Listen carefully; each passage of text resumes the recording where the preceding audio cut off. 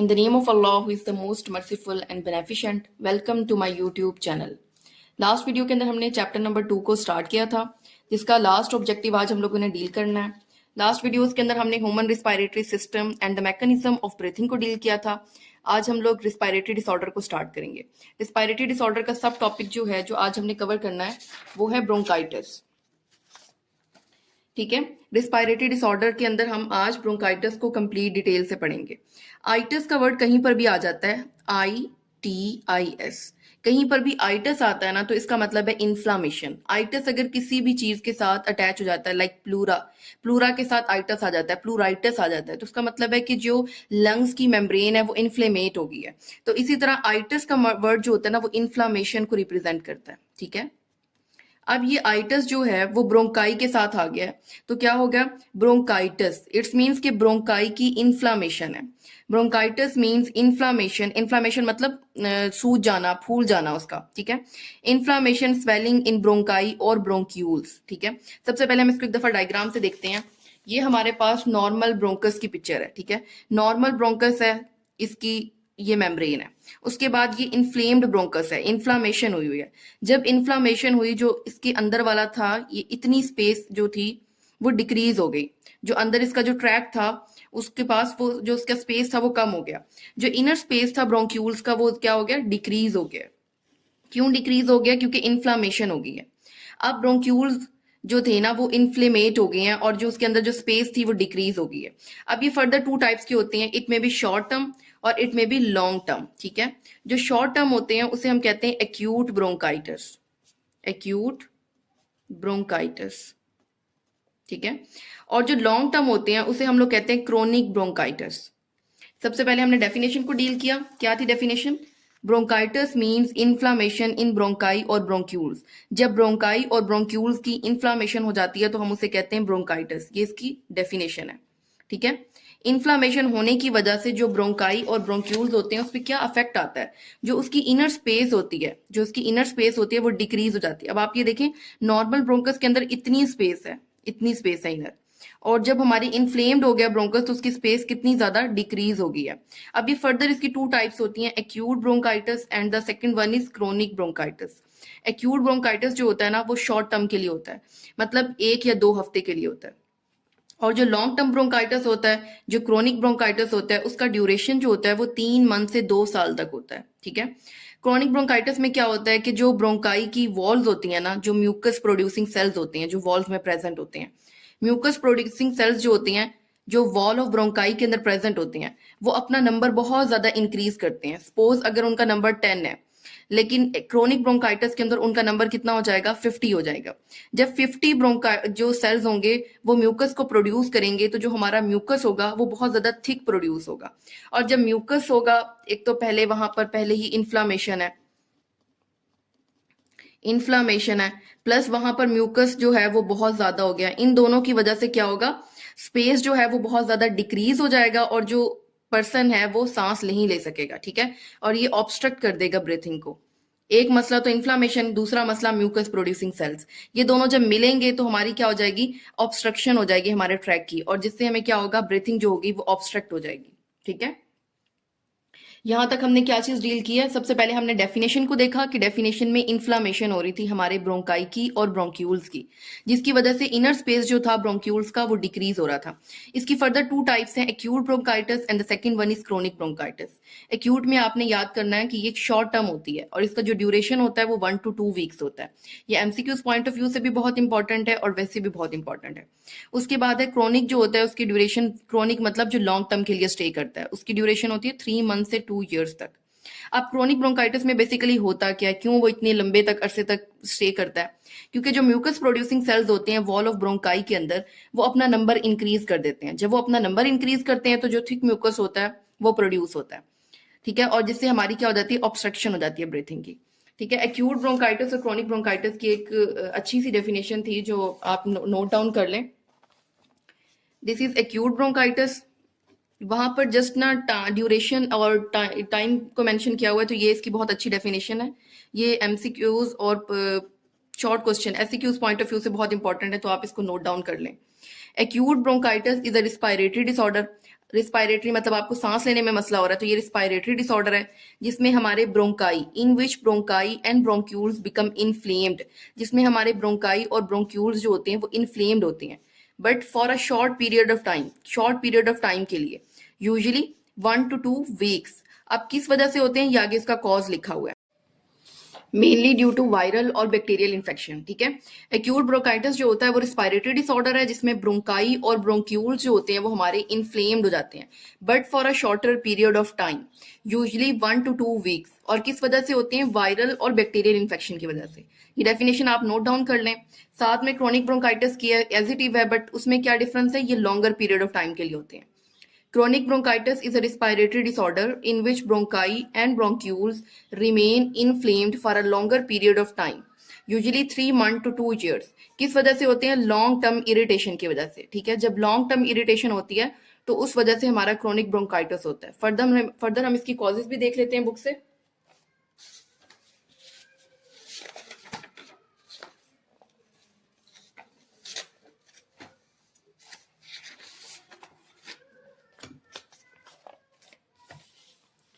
Causes, infection by virus और bacteria and chemical irritants, मतलब virus की वजह से भी इन्फेक्शन हो सकता है, बैक्टीरिया की वजह से भी इन्फेक्शन हो सकता है, और केमिकल इरिटेंट मतलब कि आप लॉन्ग टर्म तक तंबाकू यूज कर रहे हैं या फिर स्मोकिंग करते हैं, तो ऐसे पर्सन को क्या होता है, ब्रोंकाइटिस हो सकता है, उसके ब्रोंकाई और ब्रोंक्यूल्स की इन्फ्लामेशन होती है। ठीक है, तभी तो हम लोगों को कहते हैं कि आपने अवॉइड करना है, आपने स्मोकिंग नहीं करनी, आपने तंबाकू का इस्तेमाल नहीं करना। तो ये क्या करते हैं, ब्रोंकाइटिस काज करते हैं, आपको रिस्पायरेटरी ऑब्स्ट्रक्शन काज करते हैं। फिर उसके बाद सिम्टम्स क्या होते हैं, अगर किसी पेशेंट को ब्रोंकाइटिस है तो कफिंग होगी। कफिंग कैसी हो सकती है, स्पूटम वाली भी हो सकती है और नॉन स्पूटम वाली भी हो सकती है। कफिंग होगी, खांसी होगी बहुत ज्यादा। वीजिंग का मतलब होता है जैसे विसल की साउंड नहीं आती, जैसे सीटी की आवाज आती है, उस तरह जब आप रिस्पायरेशन आउट करते हो ना तो आपको सीटी जैसी आवाज आती है। साथ में चिल्स होते हैं, फीवर, चिल्स होते हैं, ठंड लगती है, एंड शॉर्टनेस ऑफ ब्रेथ, सांस लेने में तंगी होती है। ऑब्वियसली आपके ब्रोंकाई और ब्रोंक्यूल्स की इन्फ्लामेशन हो गई है, आपका स्पेस जो था वो बहुत ज्यादा डिक्रीज हो गया है। स्पेस के डिक्रीज होने की वजह से आपको जो है रिस्पायरेटरी ऑब्स्ट्रक्शन हो रही है। फिर उसके बाद आपका ट्रीटमेंट क्या है, आपने देखा है कि पहले वायरस की वजह से भी हो सकती है, बैक्टीरिया की वजह से भी हो सकती है। अगर वायरस की वजह से है तो आपने उस पेशेंट को एंटीवायरल देने हैं। ठीक है, एंटीवायरल देनी है। अगर बैक्टीरिया की वजह से है तो आपने उस पेशेंट को एंटीबायोटिक्स देनी है। ठीक है, और अगर वो केमिकल इरिटेंट की वजह से हो रहे, तंबाकू की वजह से है या फिर स्मोक की वजह से है, तो आपने उसको कहना है कि आपने इन सब चीजों को से अवॉइड करना है। ठीक है, क्या करना है, अगर वायरस की वजह से है तो एंटीवायरल, अगर बैक्टीरिया की वजह से है तो एंटीबायोटिक्स, अगर केमिकल इरिटेंट की वजह से है तो आपने उसको गाइड करना है, आपने उसको एजुकेट करना है कि आपने ये चीजें नहीं इस्तेमाल करनी, स्मोक नहीं यूज करनी, स्मोकिंग नहीं करनी, आपने तंबाकू का यूज नहीं करना, और आपने पोल्यूशन वगैरह, समटाइम क्या होता है कि डस्ट पार्टिकल्स की वजह से भी हो सकता है। ठीक है, पोल्यूशन से आपने अवॉइड करना है। उसके बाद हम लोगों ने अब उसको करंट बहुत ज्यादा खांसी है, कफिंग हो रही है, विजिंग हो रही है, तो उसके लिए हम लोग उसको कफ सप्रेसेंट देंगे उसकी कफ को कंट्रोल करने के लिए, ताकि उसकी जो ब्रीथिंग है वो प्रॉपरली मेंटेन हो सके। फिर उसके बाद है एंटीबायोटिक्स क्यों देंगे, अगर बैक्टीरियल इन्फेक्शन है। एंटीवायरल मेडिसिन तब देंगे जब अगर वायरल इन्फेक्शन की वजह से ब्रोंकाइटिस ट्रिगर हो रहा है, और अगर स्मोकिंग की वजह से या फिर केमिकल इरिटेंट्स की वजह से ब्रोंकाइटिस ट्रिगर हो रहा है तो हम उसको एजुकेट करेंगे कि आपने स्मोकिंग या फिर केमिकल इरिटेंट से आपने अवॉइड करना है। फिर उसके बाद क्या है, इस टोटल पैराग्राफ के अंदर हमने सबसे पहले डेफिनेशन को डील किया, उसके बाद टाइप्स को देखा, फिर उसके बाद हम लोगों ने कॉजेज देखी कि वायरस की वजह से हो सकता है, बैक्टीरिया की वजह से हो सकता है, केमिकल इरिटेंट्स की वजह से हो सकता है। फिर उसके बाद हमने सिम्टम्स देखे, सिम्टम 4 थे, कफिंग है, विजिंग है, फीवर है, और चौथा शॉर्टनेस ऑफ ब्रेथ है। आपको पता है कि जब आपको फीवर होता है साथ में आपको सर्दी लगना शुरू हो जाती है। ठीक है, तो फीवर और चिल्स साथ साथ ही है, coughing, wheezing, fever, chills and shortness of breath. ठीक है, उसके बाद आपने मेडिकेशन में क्या करना है, वायरस की वजह से है तो एंटीबायोटिक्स यूज, वायरस की वजह से है तो सॉरी एंटीवायरल यूज करने हैं, और बैक्टीरिया की वजह से है तो एंटीबायोटिक्स, और अगर केमिकल इरिटेंट्स की वजह से है तो सिंपली आपने उसको एजुकेट करना है। और सेकेंड डिसऑर्डर जो हमारे रेस्पिरेटरी सिस्टम का है वो है इम्फीसीमा। इम्फीसीमा में बेसिकली क्या होता है कि हमारे जो एल्व्यूलाई होते हैं, हमने पहले जैसे कि डिस्कस किया था कि जो हमारे एल्व्यूलाई होती है ना, वहां पर हमारी गैशियस एक्सचेंज हो रही होती है।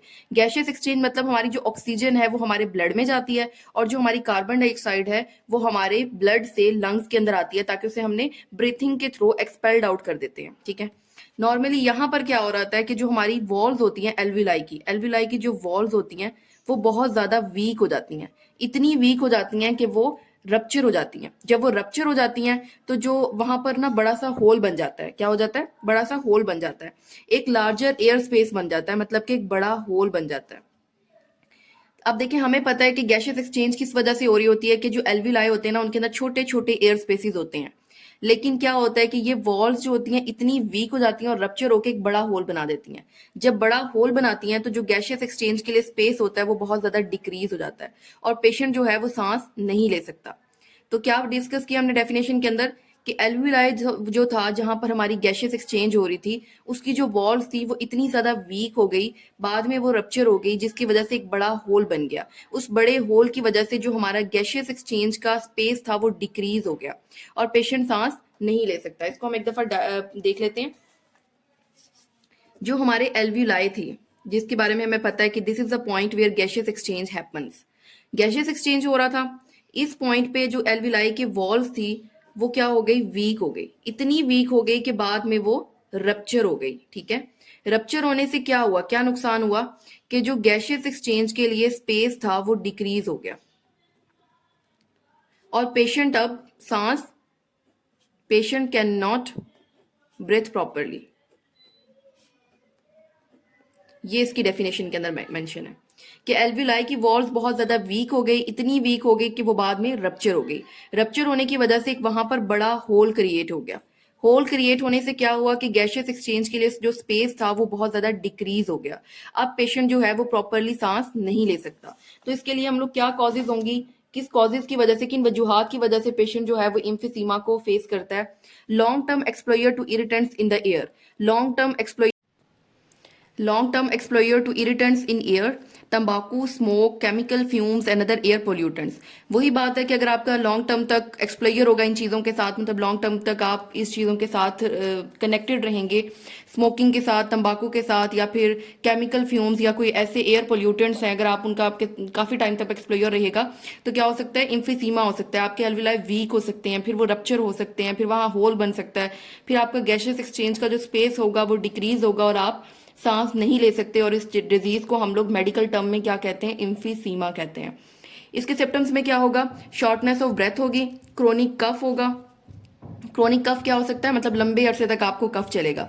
वो प्रोडक्टिव कफ भी हो सकता है और नॉन प्रोडक्टिव कफ भी हो सकता है। ठीक है, मतलब आपको स्पूटम भी साथ आ सकता है और नॉन स्पूटम वाली भी हो सकती है, मतलब जैसे वो होता है बलगम, बलगम वाली खांसी भी हो सकती है और बिना बलगम वाली खांसी भी, जैसे कहते हैं खुश्क खांसी है उस तरह की खांसी भी हो सकती है और बलगम वाली खांसी भी हो सकती है। Wheezing and chest tightness, wheezing मतलब जैसे जब आप सांस लोगे ना तो एक विसल वाली आवाज आएगी, उसको हम वीजिंग कहते हैं। और आपको ना छाती पर ना वजन महसूस होगा, चेस्ट टाइटनेस होगी। और ट्रीटमेंट में वही आपने कफ को सप्रेस करने के लिए कफ सप्रेसेंट देंगे, उसके बाद जिससे आपके ब्रीथिंग प्रॉब्लम एक हद तक कम ठीक हो जाएंगे। लेकिन एम्फीसीमा को आप कंप्लीटली क्योर नहीं कर सकते। क्यों कंप्लीटली क्योर नहीं कर सकते, क्योंकि जो वॉल एल्विलाई की एक दफ़ा रप्चर हो चुकी है वो दोबारा से ठीक नहीं होती। यही वजह है कि हम एम्फीसीमा को प्रॉपरली ट्रीट नहीं कर सकते, प्रॉपरली क्योर नहीं कर सकते। फिर उसके बाद है थर्ड डिसऑर्डर हमारा नमूनिया। अब नमूनिया में बेसिकली क्या होता है, नमूनिया के अंदर क्या होता है कि जो हमारे एल्विलाई होते हैं, डिसऑर्डर इम्फीसीमा और नमूनिया एल्विलाई का ही है। एल्विलाई में क्या होता है कि पस की फॉर्मेशन हो जाती है, पस फील हो जाता है, जिसकी वजह से इन्फ्लामेशन हो जाती है हमारे लंग्स की।